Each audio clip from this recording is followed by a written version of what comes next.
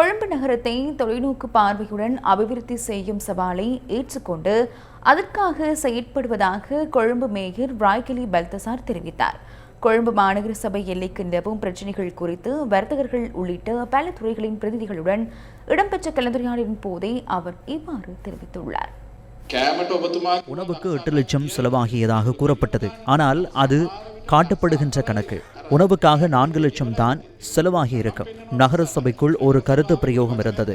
அதாவது 4 அங்குல குழாயில் வரும் பணம் 5 அங்குல குழாயில் வெளியேறுகிறது என்று கூறுகின்றார்கள்.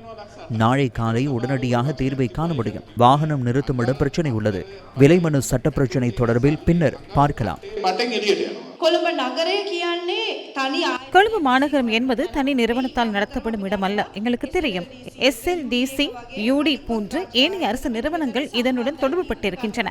இங்கு சில விடயங்கள் முன்மொழியப்பட்டுள்ளன. ஆனாலும் அவைகள் CMCக்கு கீழ் உள்ளடங்குபவை அல்ல. அதாவது சில விடயங்கள் எங்களுடைய பகுதிக்குள் அடங்குபவை அல்ல. ஆனாலும் நாங்கள் வேறு வேறாக வேலை செய்கின்றோம். சில நேரங்களில் நகரத்தின் பிரச்சினை தீர்க்கப்படுவதில்லை. அனைவரும் ஒன்றிணைந்து கொழும்பு நகரத்திற்கு இன்டிகிரேட்டட் மாஸ்டர் பிளான் ஒன்றை நடைமுறைப்படுத்த முயற்சிக்கின்றோம். CMCக்கு மாஸ்டர் பிளான் ஒன்று இருக்கவில்லை. ஒவ்வொரு நாளும் ப்ரொஜெக்டூடாகவே செயற்படுகின்றோம். உங்களுடைய ஆலோசனைகளுடன் தான் இந்த பயணத்தை செல்ல நேரிடும். உங்கள் ஆலோசனைகளை புறக்கணித்துவிட்டு பயணிப்பதற்கு எந்த எதிர்பார்ப்பும் இல்லை. நாங்கள் வாக்கு பெறும் போது என்ன கூறினோம்? எங்களுக்கு அழகான வாழ்க்கை தேவை என்று கூறினோம். அழகு என்பது வீதிகளில் பூச்செடிகளை நடுவது மாத்திரமல்ல, அதை பார்க்கலும் அதிகமான வேலை இருக்கின்றது. எமது மக்களுக்கு தேவையான அடிப்படை வசதிகளை நாங்கள் கொடுக்க வேண்டும்.